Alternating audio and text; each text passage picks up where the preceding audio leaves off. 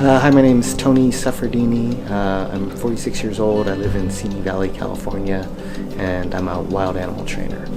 Well, when I was a little kid, I always loved birds, and my dad's a real avid bird watcher, so we've been all over the world looking at birds, but I've always been into getting really close to them, and I love all animals, but birds in particular, one of my favorites. So yeah, I went to Moore Park College, class of '94, and the first animal I trained up there was a one-winged golden eagle, and I fell in love with birds of prey at that point. And now I hunt with golden eagles and falcons, and I've been doing it about 30 years. Falconry is a sport, using birds of prey to hunt for us. That's basically how we got food before grocery stores and guns were invented. It's been around about 4,000 years, and it's a really cool way to interact with the bird. It's basically bird watching, but they're not doing anything different than they wouldn't be doing in the wild. But at the end of the day, you take the bird home with you, and hopefully you take home something that catches as well.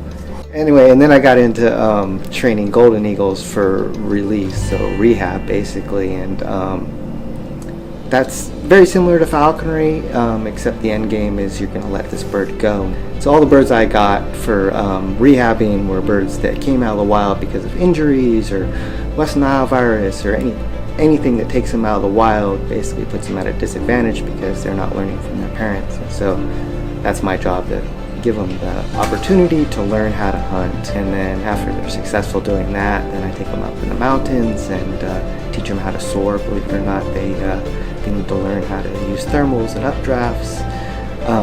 If they didn't get that opportunity before they came into captivity. And then after they're successful at that and flying well, then I let them go. Tony's story is one filled with dedication and passion.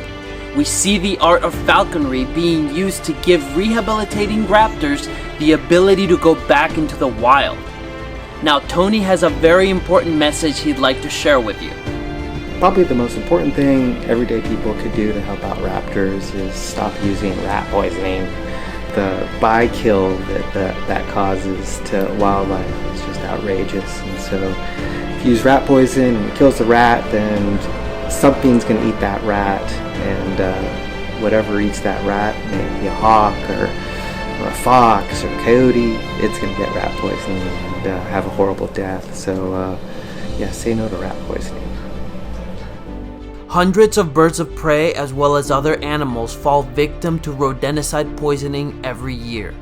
Losing the luxury of natural pest control spells big trouble for our ecosystem. Today is Save the Eagle Day, reminding us how important birds of prey are to our environment. Let's make 2021 a year where we say no to rodenticides. Anything to help our local wildlife. Pass on this message by liking and sharing this video. A wild story every step along the way. This is Project Symbiosis.